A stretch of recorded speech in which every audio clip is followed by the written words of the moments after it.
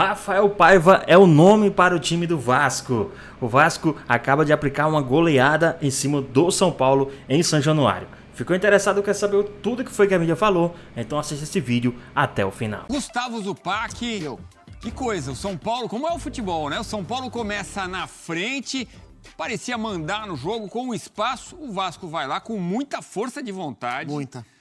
Em São Januário, com pouco torcedor, porque houve uma campanha para o torcedor não ir a São Januário, de tão ruim que era o momento do Vasco. E o que acontece? O empenho dá certo, o relaxamento do São Paulo se soma a isso. 4-1 na lata do São Paulo? É uma vitória muito justa, uma goleada muito justa que o Vasco impôs ao São Paulo. E foi um jogo, como você falou, Edu, que ele percorreu por caminhos não tão lineares assim, porque o Vasco começou o jogo forte, começou com intensidade, tentando empurrar o São Paulo para trás, mas no primeiro ataque do São Paulo, a primeira finalização do jogo, o São Paulo abre o placar num belíssimo cruzamento do Nestor, para um belo gol de cabeça do André Silva. A partir daí, a gente vê aí o gol do São Paulo, na jogadinha do escanteio. A bola para no Nestor, cruzamento. E o André Silva muito bem de cabeça, a bola na gaveta. A partir desse gol, quando o Vasco tentava apertar o São Paulo, o Vasco foi ainda mais para cima, mas de maneira muito desordenada. O Vasco sentiu o gol do São Paulo e durante mais uns 10, 12 minutos, o Vasco cedeu muito espaço ao São Paulo na transição defensiva, né? Por ir muito à frente de maneira desordenada. Olha só, o Vasco acabou cedendo muito espaço para o São Paulo. E aí o São Paulo criou mais duas chances de finalização, essa a primeira com o Caleri, e não conseguiu marcar. Passado o tempo, o Vasco voltou a se encontrar no jogo. Lá, Léo Jardim trabalhando, depois vai ter um cruzamento que quase que o Caleri chega. O João Vitor tirou em cima da hora. E aí o Vasco se estabiliza e começa a achar por esse lado do campo o caminho para virar o jogo. A associação, as combinações entre Adson e o Paulo Henrique mataram a marcação do Rodrigo Nestor e especialmente do Patrick, o lateral esquerdo, que não achou o Paulo Henrique, o lateral direito do Vasco da Gama.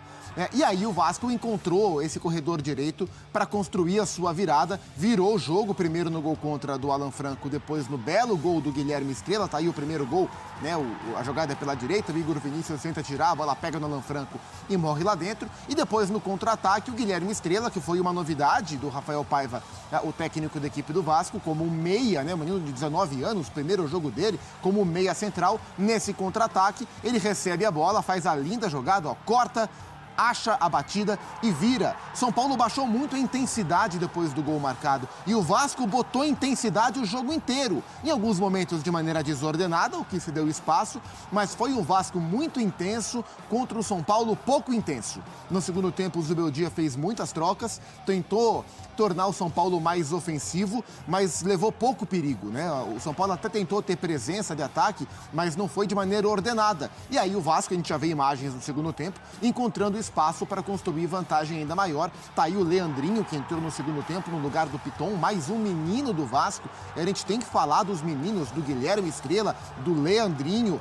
do próprio JP, que entrou no segundo tempo, encheu o pé o Leandrinho para marcar o 3-1 e no finalzinho o David fez o 4-1. A vitória foi justa, de um time que brigou demais o tempo inteiro para ser melhor, contra uma equipe que foi, de novo, pouco intensa em campo. São Paulo já havia sido pouco intenso contra o Cuiabá no meio de semana, foi hoje de novo também, a gente viu o gol do Juan no lado, e por isso perdeu o jogo de maneira merecida para o Vasco da Gama, do técnico interino Rafael Paiva.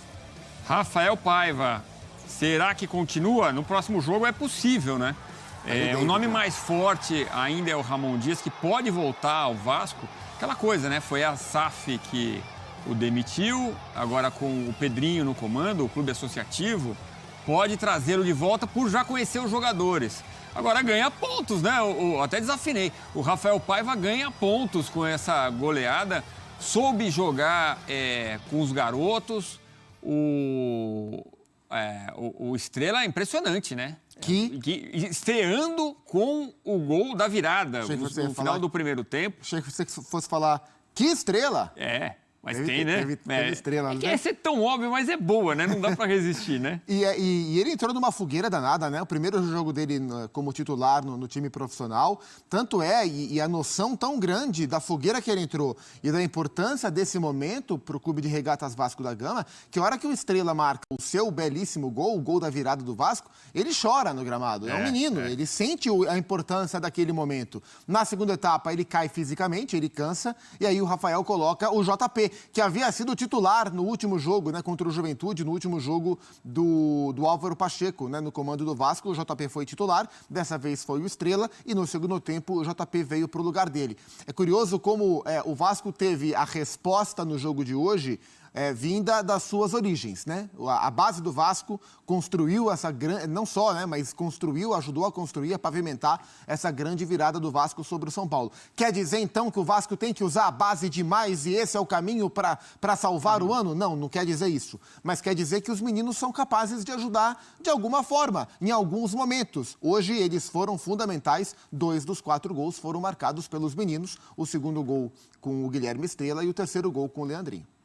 Pois é, e quanto que o poder de marcação no meio de campo, especialmente ali, tinha o Hugo Moura marcando o Lucas Moura, né? Os primos. Família Moura? Família Moura atuante no jogo. O quanto que essa força o Vasco não mostrava e mostrou nesse jogo em São Januário contra o São Paulo. O quanto isso foi decisivo para o jogo? Inclusive anular o Lucas Moura, que é uma peça fundamental do São Paulo. Isso aconteceu. O Lucas não jogou. Eram 2 volantes, né? O Hugo Moura e o Matheus Carvalho, o Matheus Cocão. Especialmente o Hugo Moura pegando mais individualmente o Lucas, mas o Matheus também fechando o setor. E essa foi uma troca que o Rafael fez para o jogo de hoje. A gente via nas últimas partidas o Galdames jogando bastante pela equipe do Vasco, um menino que veio com destaque do futebol italiano. O Sforza. O Sforza também, né? O Galdames vinha como titular nas últimas rodadas. Ele tem qualidade para jogar, mas não mantinha a pegada. O Vasco era um time muito frágil defensivamente, permitia bastante. Hoje não. Assim, em dado momento, no instante do gol do São Paulo e nos minutos que sucederam o gol do André Silva, não na marcação, na hora que o time estava posicionado, mas na hora que o Vasco tentava agredir e perdia essa bola, a chamada transição defensiva, as costas dos volantes, do Hugo Moura e do Matheus, ficaram bastante largas, né, entre as costas dos volantes e a linha defensiva, onde o São Paulo teve espaço para atacar. Mas depois isso foi encaixado. E a marcação por si só da dupla de volantes contra o Lucas, na faixa central do campo, essa marcação tirou o Lucas do jogo. O Lucas não pegou na bola na partida. E é um São Paulo que já estava sem o Luciano, sequer no banco de reservas, que é uma fonte de criação que o São Paulo tem, de pensar um pouco o jogo. O Lucas, que é o grande articulador, né, embora não seja um meia pensador, mas ele ajuda muito a articular o São Paulo. Então o São Paulo tinha menos pensamento no jogo, menos cérebro pensante em campo, né? Os recursos para o São Paulo tentar a vitória eram outros. Com o Lucas anulado, com o ótimo trabalho que os volantes do Vasco fizeram nesse quesito, isso ajudou ao Vasco encontrar caminhos para sobressair contra o São Paulo. O jogo pelos lados do São Paulo não funcionou.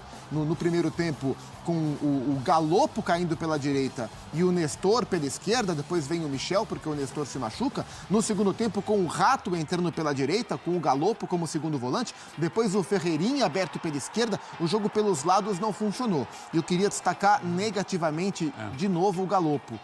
Mais um jogo do Galopo como titular, mais um jogo ruim do Galopo pelo São Paulo. Eu gosto do jogador e ele, quando vinha do banco, ajudava bastante. E acho que ele mereceu as oportunidades que teve como titular, especialmente depois da lesão do Pablo Maia, da convocação do Bobadilha, hoje o Alisson suspenso, natural que ele jogasse. Mas como titular, o Galopo ainda não conseguiu entregar o que ele entregou em jogos em que ele veio do banco.